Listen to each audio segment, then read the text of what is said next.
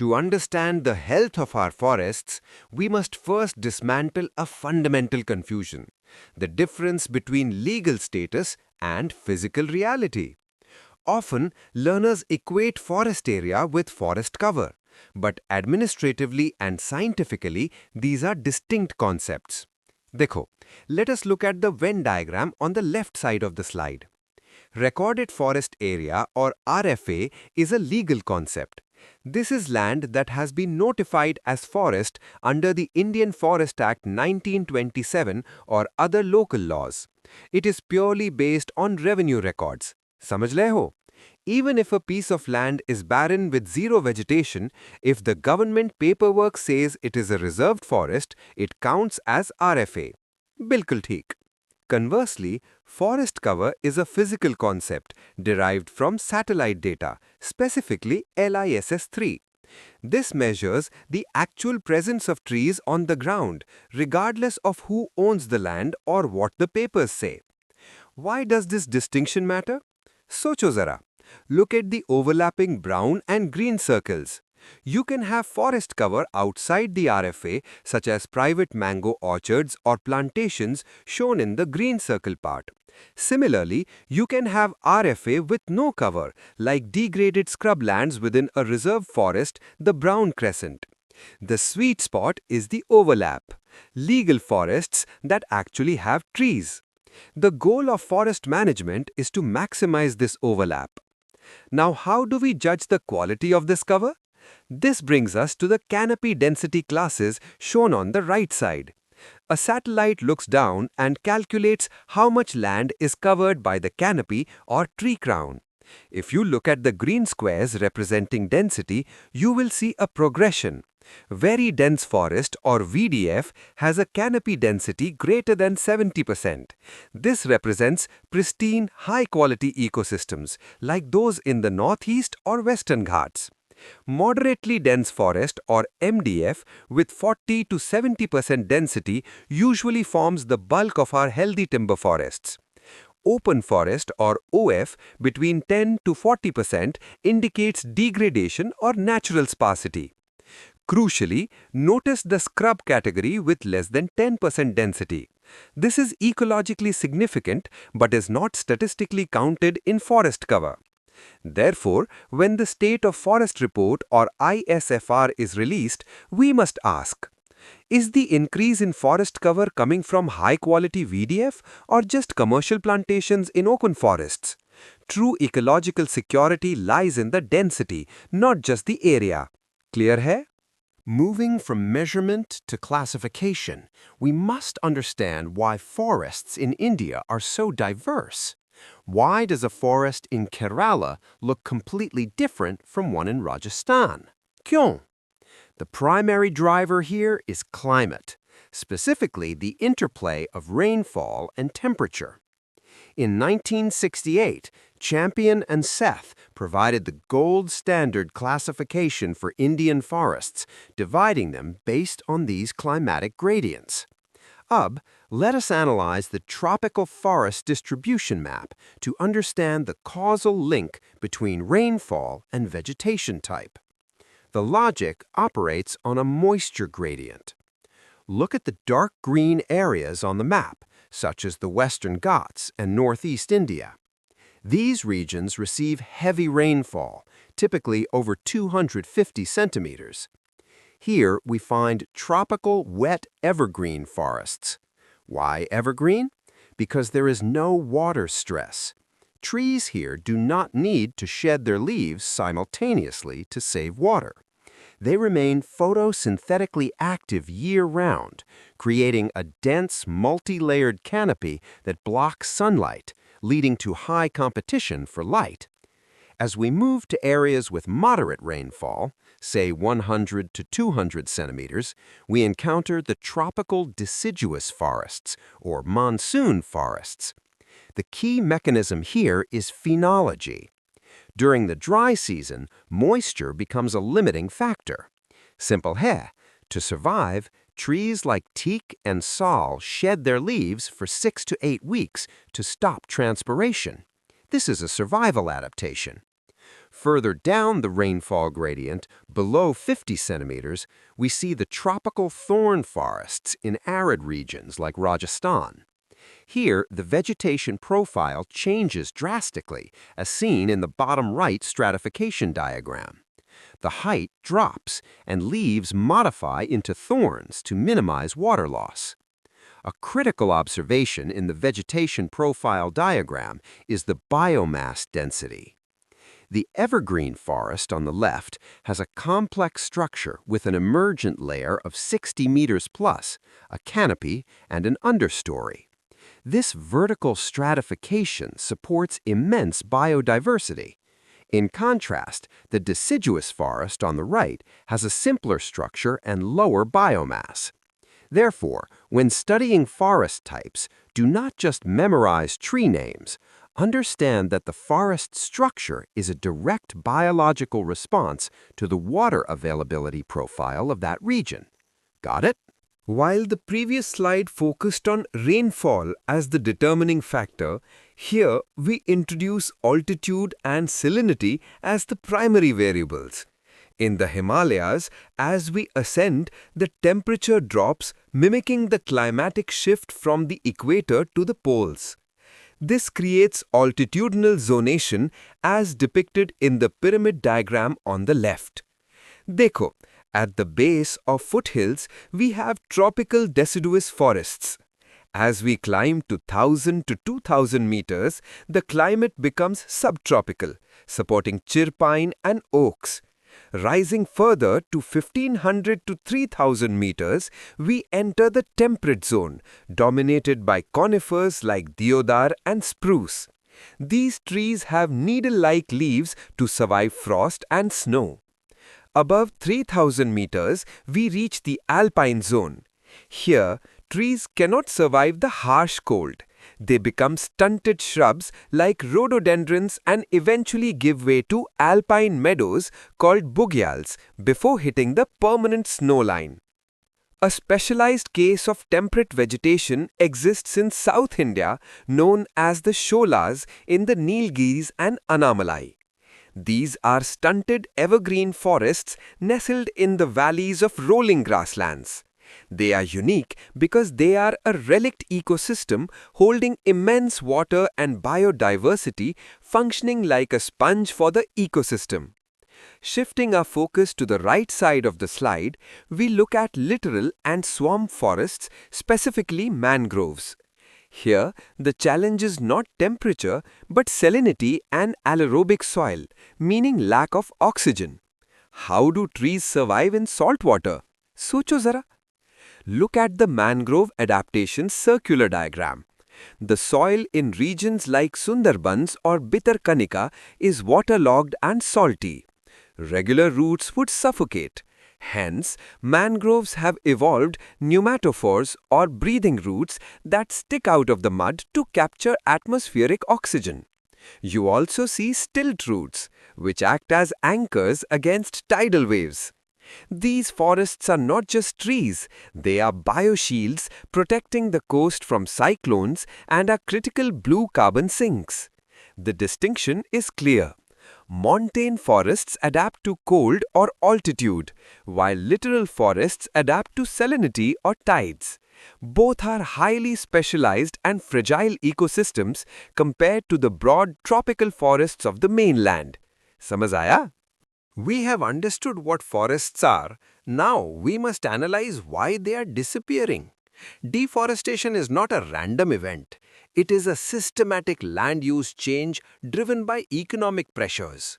Let us deconstruct the deforestation drivers donut chart to understand the hierarchy of destruction. The largest slice, 45%, is attributed to agriculture. This is not just subsistence farming, but the conversion of forests into commercial plantations for crops like oil palm or rubber. This is a permanent land use change. हाँ, बिल्कुल permanent. The second major driver is infrastructure and development at 15%. When we build a linear project like a road or railway through a forest, the damage is not limited to the trees cut. It causes fragmentation as shown in the green square diagram. An intact forest is broken into smaller patches. This disrupts migration corridors, leading to human-wildlife conflict and loss of biodiversity, even if the total area remains similar. A specific cultural and ecological driver in northeast India is shifting cultivation or jhoom. Refer to the jhoom cycle timeline comparison at the bottom. Historically, this practice was sustainable. The logic relied on a long fallow period. After cropping for a year, the land was left alone for 20 to 30 years. This allowed the forest to regenerate naturally, restoring soil fertility or active restoration. This is the traditional cycle, shown in green. However, the current reality is the modern cycle, shown in orange. Due to population pressure, the fallow period has shrunk to just 2 to 3 years. Why is this catastrophic? Dekho, the soil does not get enough time to recover its nutrients. The forest succession is arrested, meaning instead of timber trees, returning only weeds or bamboo breaks grow back. This leads to severe soil erosion and degradation. So the problem with jhoom today is not the practice itself, but the disruption of its temporal cycle. Deforestation, therefore, is an outcome of competing demands. The demand for food via agriculture, connectivity via infrastructure, and energy via mining overpowering the ecological value of standing forests. Clear hai? How do we transition from exploitation to stewardship? This brings us to Sustainable Forest Management, or SFM. SFM is not just a vague philosophy. It is a structured, bureaucratic, and scientific process. In India, the core instrument for this is the Working Plan, often called the Bible of forest management. Look at the hierarchy of forest management flow on the bottom left. It begins with the National Forest Policy, setting broad goals. However, the execution happens at the divisional level through these working plans. Acha, listen closely. A working plan is a 10-year micro-plan that dictates exactly which tree can be felled, which area needs regeneration, and how wildlife is managed. Nothing happens in a forest without this document, which must be approved by the ministry, MOEFCC. It replaces arbitrary logging with scientific cycle-based harvesting. But how does the world know we're managing our forests well? This necessitates forest certification, a market-based mechanism shown on the right. Certification is essentially a verification stamp that says this wood was cut sustainably. The certification process loop demonstrates the economic logic. A forest management unit, or FMU, undergoes a third-party audit. If they meet global standards like FSC or Indian standards, NCCF, they get certified. This label allows the timber to be sold at a market premium or exported to sensitive markets like Europe. This creates a positive feedback loop. The higher price incentivizes the forest manager to maintain sustainable practices. India has developed its own standard, the NCCF, Network for Certification and Conservation of Forests, which is internationally benchmarked. This is crucial because without certification, Indian wood products face barriers in global trade. Therefore, SFM operates on two pillars. The regulatory pillar via working plans to ensure legal compliance, and the market pillar via certification to ensure economic viability and global acceptance. Samajh gaye na? Forest management is not just about government control, it is about people. This slide traces the historical evolution from state custody to community participation. In 1976, the National Commission on Agriculture introduced social forestry. The intent, as seen in the classification tree, was to reduce pressure on core forests by growing trees outside them. It has three components: farm forestry, where farmers grow commercial trees on private land; community forestry, planting on village commons; and extension forestry, planting along roads or canals. While farm forestry was a commercial success, producing wood like eucalyptus, social forestry was criticized because it often promoted monocultures and did not truly empower the community. It was more about wood production than social integration. To correct this, the 1988 Forest Policy institutionalized Joint Forest Management or JFM. The JFM benefit sharing model diagram explains the core philosophy: care and share. It is a transactional partnership. The Forest Department provides technical inputs, funds, and legal status. In return, the Village Forest Committee or VFC provides labor, protection against grazing or fire, and intelligence on poachers.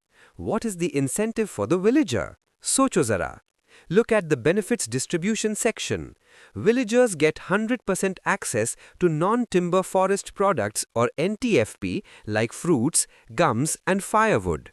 More importantly, they get a share, for example, 50% of the final timber harvest revenue. This aligns the economic interest of the local community with the ecological interest of the state. It shifts the villager from being an enemy or encroacher to a partner and guardian. Currently, this covers nearly 25 million hectares, transforming Indian forestry from a purely policing job to a participatory development model.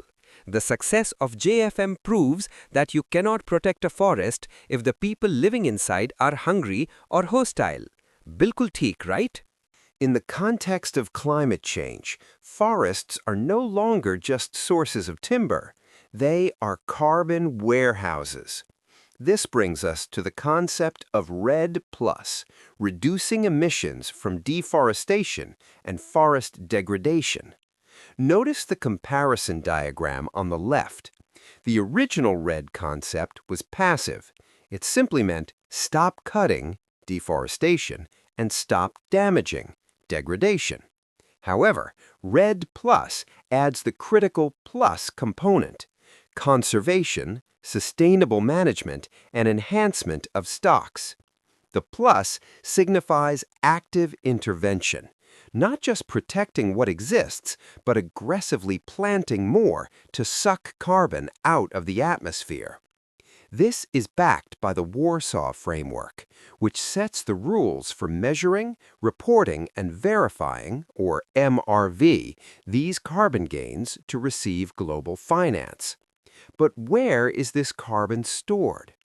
We often look only at the tree trunks, but the forest carbon pools diagram reveals the hidden reality.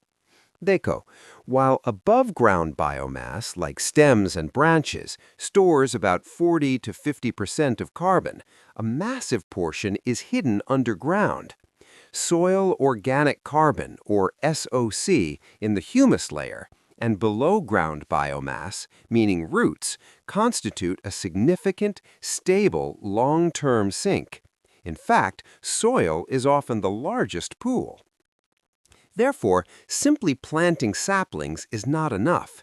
We must protect the soil integrity to prevent carbon release. India's strategy, reflected in the Green India Mission, or GIM, and INDC targets, focuses on creating an additional sink of 2.5 to 3 billion tons of CO2 equivalent. How? By using a two-pronged approach: afforestation, planting on new land to increase area, and catchment treatment or restoration to improve the density or quality of existing forests. We are not just aiming for more green patches on the map. We are aiming for heavier, denser biomass that creates a deeper carbon pool. This connects back to the density classes we discussed in the first slide. Moving open forests to moderately dense forests is a key climate strategy. Make sense?